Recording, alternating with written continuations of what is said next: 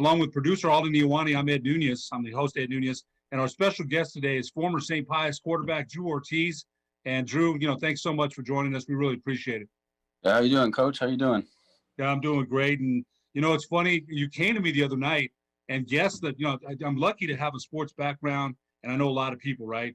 And for some reason, your mom, I thought your mom and I were talking back and forth about you. And I had asked how you were doing. And then it came to me right when I was waking up. I was like, you know what? I need to get Drew on. And people need to know what Drew Ortiz is up to. I'll tell you, and I didn't tell you this, but I talked to your high school coach, San Juan Mendoza, last night. And I wanted him to tell me something about Drew Ortiz. Now, Pius beat Artesia in 2016, 34-24 for the state title.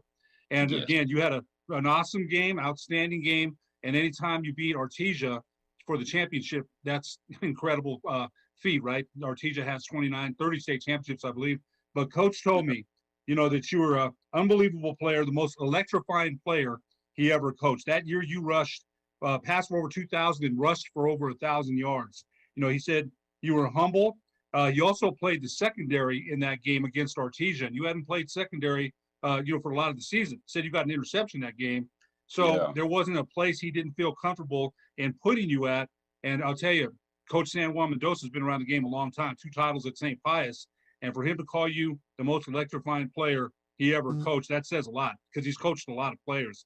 But I thought the thing that he said, that you always acknowledged your teammates and you were humble in spite of your lofty accomplishments. And there were a lot.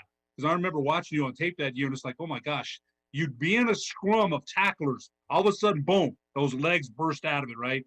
And, you had a great senior year. There's no question about it. But I want to ask you, what are your memories, recollections of that championship game in 2016? I mean, honestly, that whole moment was just unreal. Like, just looking back at it now, coming from seeing the college experience, looking back at high school, just we all wish we could go back to those days, or we all wish that we could relive those moments and such. But it was just a great experience overall. So talk about what it meant. I remember interviewing you on the field after the game. And, man, your teammates and everybody, the Pius community, which I was a part of for a long time. My son went there. And we'll talk about what my son said about you. You played C-team basketball for my son. And we'll talk about what my son, Nick, said about you. And, it's all glowing stuff. I mean, your athletic abilities are incredible. They really are. But after the game, I remember going on the field before the game to, to interview the coaches. And when I saw Ortiz, I think I told you this the other day, they just had that swag about them, that confidence, right? They've won 29 championships. They just had that bravado without saying anything. It wasn't as if they were crowing or saying anything. It's the way they carried themselves, right? So, again, for Pius to win that championship, that's one of the biggest wins. And this goes back to Ray Giannini, right? Ray Giannini was a great Pius coach. They used to play at the sports stadium before it became Isotopes Park. Pius played at the sports stadium. So Coach Giannini was a great coach. So this is one of the biggest wins in Pius history. And looking back on it, like you said, that's something that you're looking forward now. And we'll talk about what you're doing now. But that's a memory and a notch on your belt you'll probably never forget. Yeah, definitely. I mean, just throughout high school, freshman year, you go in, a young, small little kid, it's a senior year when you've been working, you've been lifting, you've been trying to eat right, growing bonds with your friends, your brothers, trying to make a brotherhood out there, and doing that throughout the season, throughout freshman, sophomore, junior, senior year, finally senior year, being able to wrap it all together with my friends, it's a good feeling. I'm sure you guys discussed that because you're not that old yet, like me. But when you get older, you always talk about the glory days. But you've got some glory days left here, Drew. And that's what we've got you here on the show to talk about. Talk about a little bit after high school. You're a highly sought after recruit. You had a great senior season with St. Pius. Now, you ended up at UTEP for half a season. Talk a little bit about that, and we'll talk about where you're at, where you're going, and why Drew Ortiz is still trying to make a go of it going into 2021. Talk a little bit about after high school and why you ended up at UTEP. So after high school, I walked on at UTEP thinking, come from senior year, you think you're the man, you think you're the star, and then you get to college and there's these grown men, it's a slap in the face. It's a realization that these are grown men you're playing against. So ended up going to UTEP, did a half season there. I enjoyed it. I got to play with Will Hernandez. He was first round, second pick by the Giants. I got to play with Aaron Jones a little bit.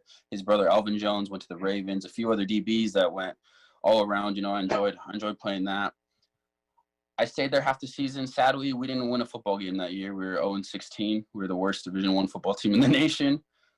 These coaches didn't really give me a lot of looks, just like, of course, being bottom of the depth chart, a lot of the other quarterbacks didn't get a lot of looks. So I got practice film there. I thought that I could do a little bit better. Then UTEP ended up going junior college. And first year of junior college, 3 games in, snapped my leg in half. Broke my fibula, my ankle, and my chipped off part of my heel. Long recovery process. 8 months later, I was able to start running. I had rods that went through my foot, through my heel, out this way, and then into my tibia. And it was a rough recovery process. I was able to overcome that. Luckily, my family helped me with that stuff. My friends, they're all able to catch balls from whenever I was able to run, everything like that. I went back to Minnesota West that next year after a long year of recovery season. We ended up doing pretty well. I finished the season ranked 2nd in the nation for junior college kids. I was second in the nation for passing yards, 2nd in the nation for passing touchdowns, and 3rd in the nation for yards per game. I was recruited by a few different schools. I had a few Division I looks, a few Division II looks. I thought, I'm going to do another season. So I moved out to Arizona, came out here to try this league out. Didn't get the results that I wanted this year, but I have a few offers that I'm looking at to attend to in January. So eligibility-wise, Drew, now that injury you mentioned, I wasn't even aware about the heel.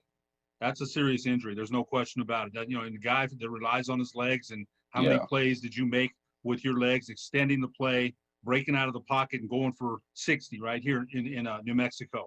You relied on your legs a lot. Now, people are going to ask, what percentage recovery are you at with your leg? Is it a right leg, or was it the left leg or right?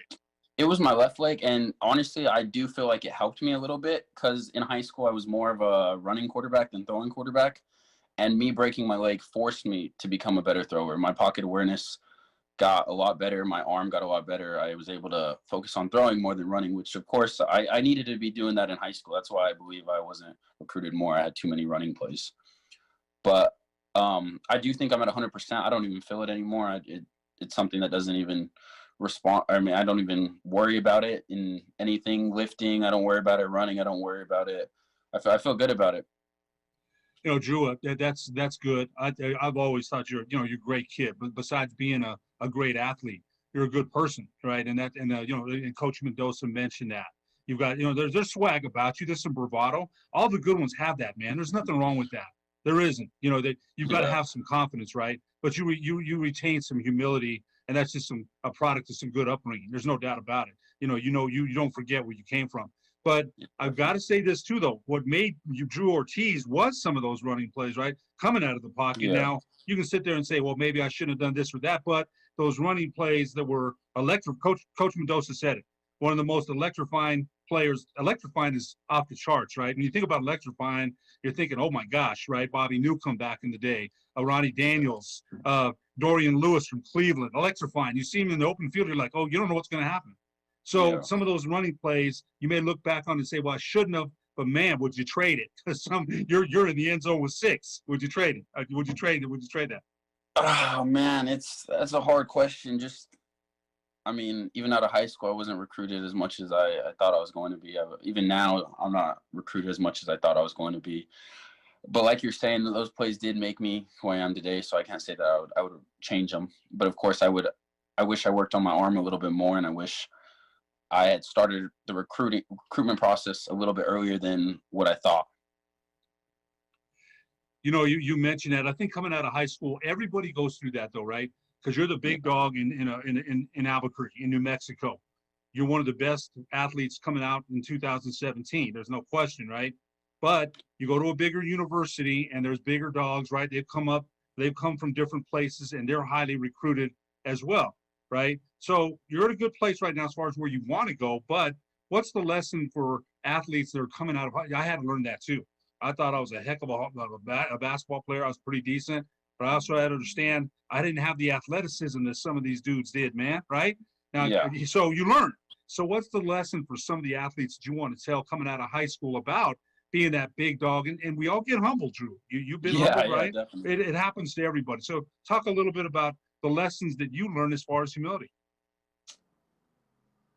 I feel like out of New Mexico, you're seeing a lot more kids go junior college, and I looked up to Isaac Leone. Isaac Leone was the guy that I looked up to. He was highly recruited from Pius. He was the fullback linebacker. You know, he went to San Diego State or San Diego, and he didn't enjoy football as much as he thought coming out of high school. But I mean, I looked up to him coming out of it, and I think junior college right now is something that a lot of New Mexico kids can look at, because we don't get enough credit out of Albuquerque due to the fact that we're a small town.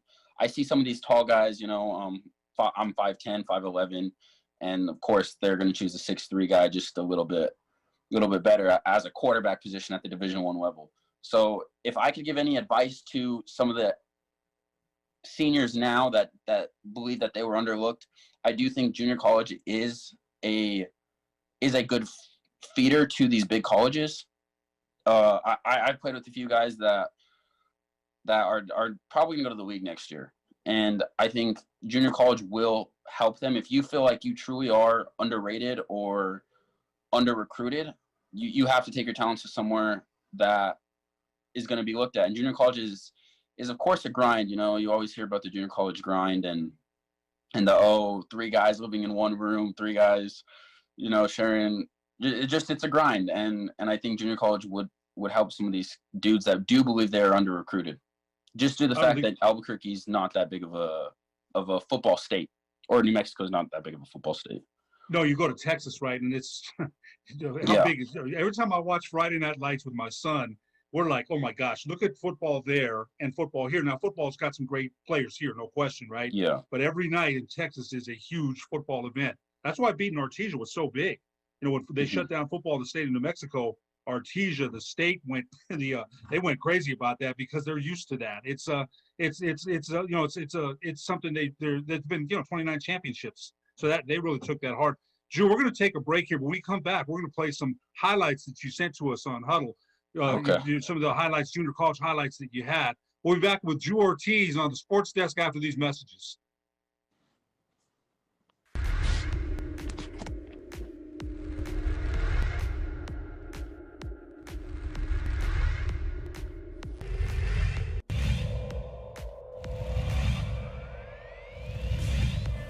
I'll just get a little closer.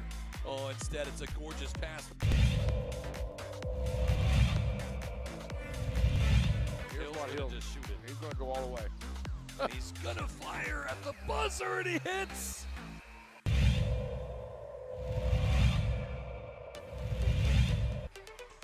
Great pass, Hadbury, and thank you very much.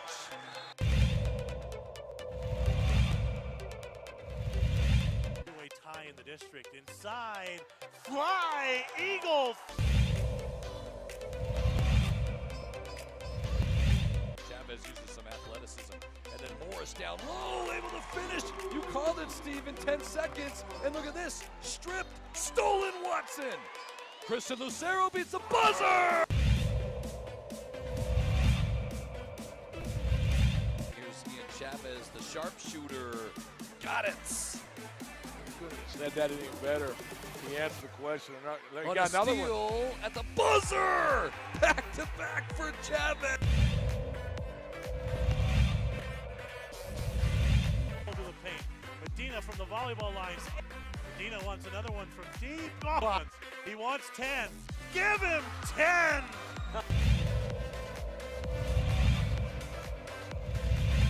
Lewis finds Watson. He's going to finish. One-handed slam.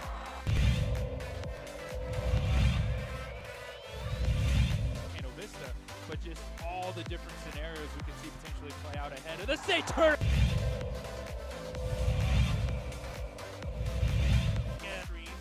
Hill, the senior top. Oh! Ho, ho, ho!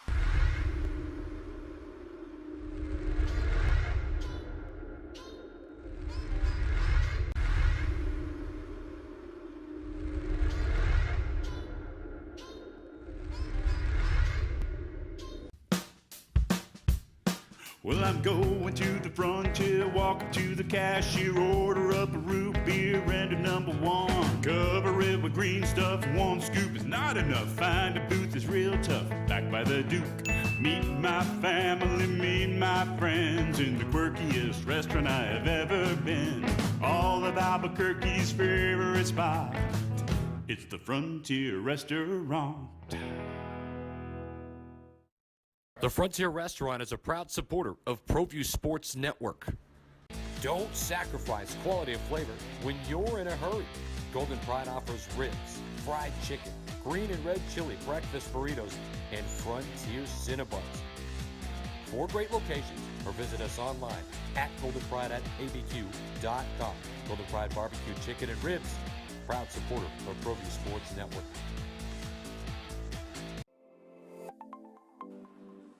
Get into the game with Garden Swartz Team Sales. They have everything you need, from screen printing, embroidery, and digital printing services, high school letterman jackets, and all high school and club uniforms, and individual and team apparel with the most reliable brands like Speedline, Rollins, and Wilson. And don't forget to check out the latest F7 Shut helmet. It's all at Garden Swartz Team Sales. Give them a call, 505-884-1234. Garden Swartz Team Sales.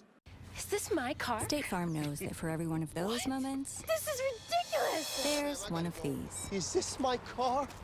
What? This is ridiculous. This can't be happening! This can't be happening. Oh, it's happening, sweetheart. Oh, it's happening, sweetheart. Shut up. Shut up! That's why State Farm is there, with car insurance for when things go wrong, but also here with car loans to help life go right. State Farm. Talk to State Farm agent Marty Size or Michelle Rudolph in Albuquerque today. Well, I'm going to the frontier, walk up to the cashier, order up a root beer and a number one. Cover it with green stuff, one scoop is not enough. Find a booth is real tough, back by the Duke. Meet my family, meet my friends in the quirkiest restaurant I have ever been. All of Albuquerque's favorite spot, it's the Frontier Restaurant. The Frontier Restaurant is a proud supporter of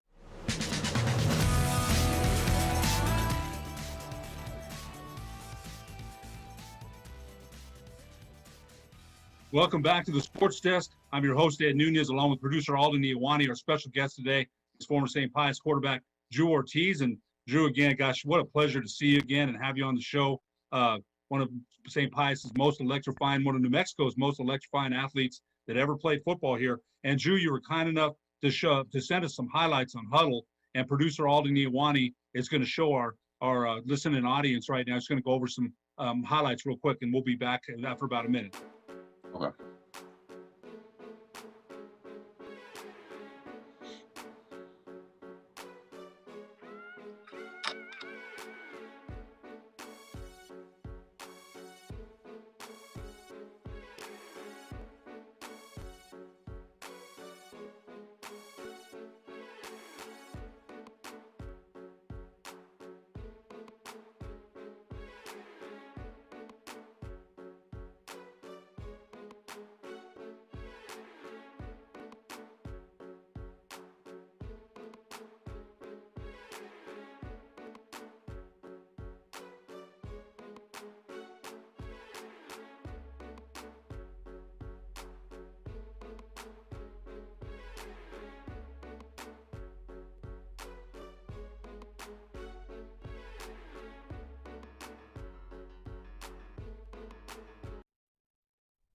And those are some highlights that Drew Ortiz sent via Huddle. And Drew, let's go over those stats that you sent us from the JUCO rankings. Second in JUCO passing TDs with 28. Second in passing yards with 2,963. Third in passing yards per game with 269.3 yards per game. And, you know, Drew, I got to ask you, it must have been an offense that you loved. You sound like you threw the ball a lot. And right now, football, back in the day, Drew, it was a lot of 3 yards in a cloud of dust. Right now, it's a passing game. So for quarterbacks like yourself, you're throwing 30 to 35, sometimes 40 times a game. Talk a little bit about that at Minnesota West. What kind of offense you ran out there, and what did you learn about quarterbacking in that kind of atmosphere, in that kind of league? What did you learn there? See, the best thing about the college is you get to meet these people from different states. You get to see people from all over the country, dudes from Puerto Rico to just everywhere. So you get to see these different play styles. You get to learn stuff from each different person. Minnesota West, we ran a spread offense. And the best part about it was that coach gave me full reign, audibles, gave me if I saw something, the box was full, the count was off, too many dudes in the box, not enough dudes on blocking, I was able to change the play. Coach gave me that Coach Linder, he gave me full control of that offense, and I was able to just learn from that. Just I was able to kind of control the offense on it, and that definitely helped me being able to read the offense, being able to read the defense, just counting stuff like that. That's a huge thing because as a quarterback, and I think people don't understand that when you approach the line of scrimmage, you got to look and where's the mic, right? You should hear Peyton Manning. There's the mic. 55 is the mic, right? There's so many things that you have to do pre-snap. So if your coach gave you full autonomy on that, he must have really trusted you as far as, because a playbook, people don't understand, right? They just think, oh, we're going to go out. You go out 5 yards and turn in. It's not like that. So I think if the coach gave you full control of that, he must have thought a lot of your quarterback IQ. Yeah. Another good thing was we all became so close on that team that we were over there doing hand signals and stuff, and everyone's on the same page. That was another big thing with that offense. Now you see that in the pros, guys doing little hand signals to their receivers. So it sounds like you had a lot of fun. And I want to tell you a little bit about what my son Nick, he coached you in basketball. He said you had athletic gifts that most people did not have. Quick hands because of his athletic ability. We were able to press just about any team. You could make a lot of plays. You guys were on a 13-game winning streak at the end of the year when you played for my son when you were on the C team. And my son just thought the world of you as a basketball player. Was there ever any regrets that you didn't play? Because I'll tell you, on the ball defense, you stole the ball a lot and converted a lot of those steals into easy points. Was there ever any regret that you didn't play basketball your senior year? Yeah, definitely. And I mean, I wish I would have took basketball a little bit more serious than I did. My heart was always with football. But yeah, I do miss playing basketball. You remember back when I used to take your ankles. Remember, I told you, you got producer all Indian Wally laughing about that. But Drew, remember, and you can ask your guys. I was a 52-year-old man killing you guys, man, and that you had to have been a little bit embarrassed about that. You had to have been. I'm not going to say no names, but Adrian Leon, if you're watching, you definitely got your ankles taken by Coach Nunez here. But yeah, you were good at it. Tell that you've been around the game for a long time, and you had a nice little follow through. I remember, Coach. Oh, we had a lot of fun. You know what? I love coaching you guys. I really did, and it's great having you on here. You're a great kid. I wish you the best for you. But let's talk about Drew Ortiz today. Drew Ortiz now. Where's Drew Ortiz now? Talk about some of the tryouts you're going through now. And, again, I'll ask you a follow-up question when you tell us where Drew Ortiz is right now. Where's Drew Ortiz at as far as, how many more years of eligibility? What are you looking to play at next? Right now I have 3 years of eligibility. I redshirted at UTEP, and then I medical shirted at Minnesota West, which is the first 2 years. And then I played my first year at junior college at Minnesota West. And then this last year, it was a COVID year. Everybody got a free year of eligibility. So I still have 3 more years left. I received about 5 offers this season, mostly NAIA. And so I'm looking at a school in Houston called North American University. They're offering me a pretty good offer. And I mean, Houston would be fun to go live and explore there. It's got a good degree program for me. So that's a big thing that I'm looking for right now. And also Morningside offered me. They're the #1 NAIA school or football program in the country. They've been in the championship the last 3 years, I believe, and won 2 of them. Their quarterback was 2 years National Player of the Year, so they definitely are like the Alabama of NAIA football. So I'm looking at that. It's between those 2 schools right now. These 2 schools that you're looking at, if you do take one of them, you're going to be the guy behind center. In other words, because sometimes how it goes. They tell you one thing, you get there, and all of a sudden you're finding out they recruited 2 more, things that you can't control. You can only control what Drew Ortiz does. But either one of those schools, you feel like you have a pretty good opportunity to be the guy behind center.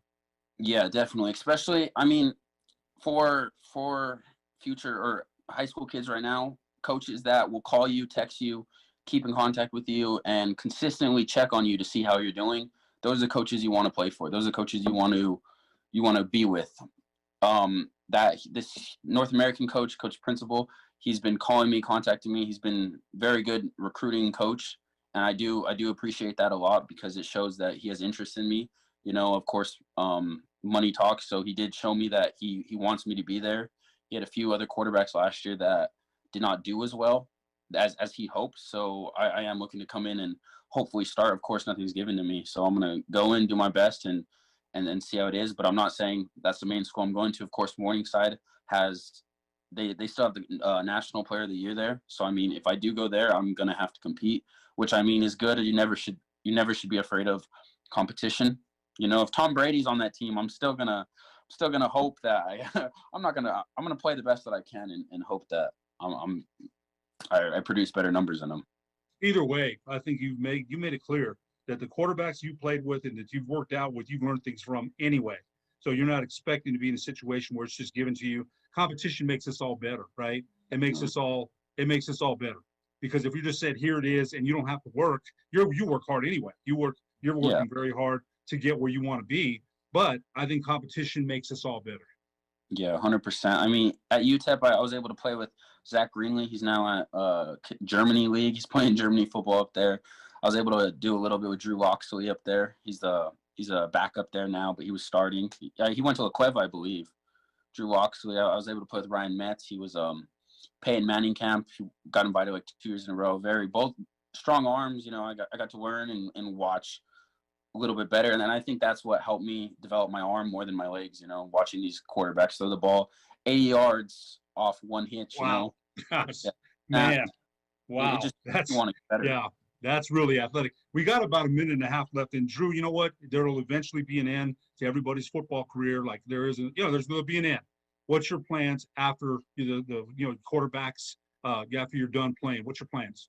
I'm a biomed major. So, I mean, this next year, I want to go into ophthalmology. I have bad eyes. My family has bad eyes. My mom, my dad, you know. If I can do anything to fix that, I want to try to do that. So, I mean, that's what I'm going to go for. But right now, I work construction. So, I mean, it's the exact opposite of that. I do enjoy doing construction too, but it's between ophthalmology and construction management. So those are life, you know. I do enjoy building stuff and being able to learn and figure that kind of stuff out. One more quick question. How is Drew Ortiz preparing for the season coming up? How's Drew Ortiz getting himself working out? I just, in between takes, you were just curling some iron, you know. So what is Drew Ortiz? Get him going, coach. I'm going to get him going. But honestly, this Christmas it was pretty rough going back home. You know, when you're alone cooking meals, it's not the same as your mom cooking meals or your dad cooking meals. You know, it's definitely not the same. I think I gained about 5 pounds being back home. But I'm working out. I got a QB coach out here in Arizona that he trained with Spencer Rattler, so I'm hoping to learn a few things from him. You know, lifting, just got to eat right, make sure I get on a good sleeping schedule. Some big things. All the things that make Drew Ortiz who Drew Ortiz is. Drew Ortiz, former St. Pius quarterback. We sure wish you the best of luck. Thank you so much for joining us on the Sports Desk. You too, Coach. Thank you. I appreciate it. Yeah, it was great seeing you. For producer Alden Iowani, I'm Ed Nunez. We'll be back next Tuesday on the Sports Desk.